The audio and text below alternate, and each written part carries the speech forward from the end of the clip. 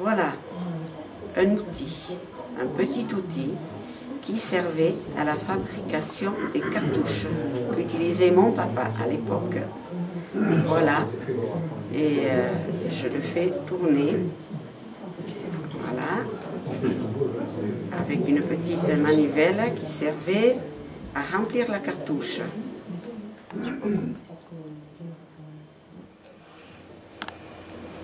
Ceci est le missel de ma grand-mère maternelle.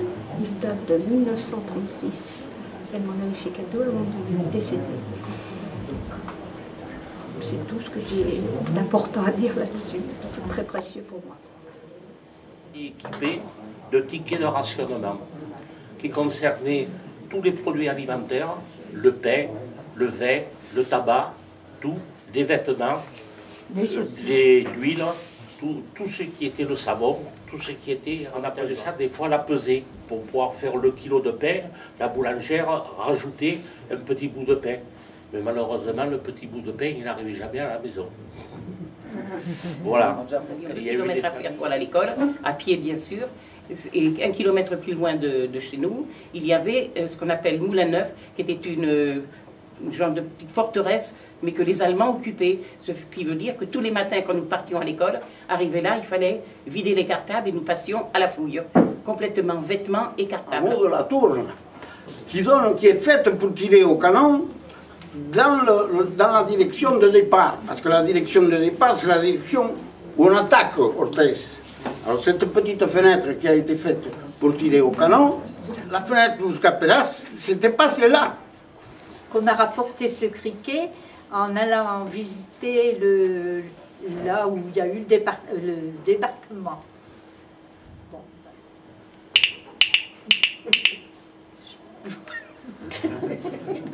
Je sais pas trop quoi dire. Mon charmant frère s'amusait à planquer les revolvers des maquisards sous les tuiles des water.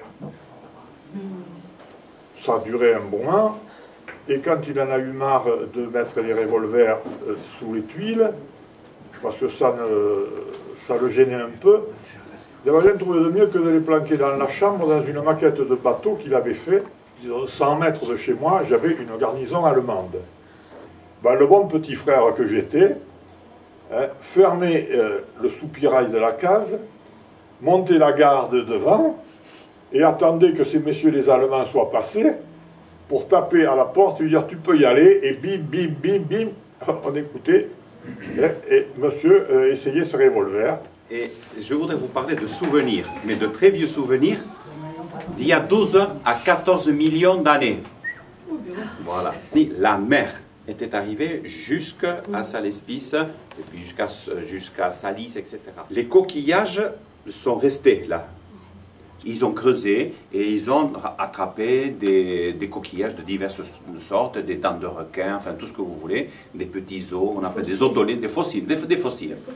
Des petits bois, des vignobles, et ils allaient tous les matins s'y entraîner. Ils faisaient des manœuvres avec leurs armes.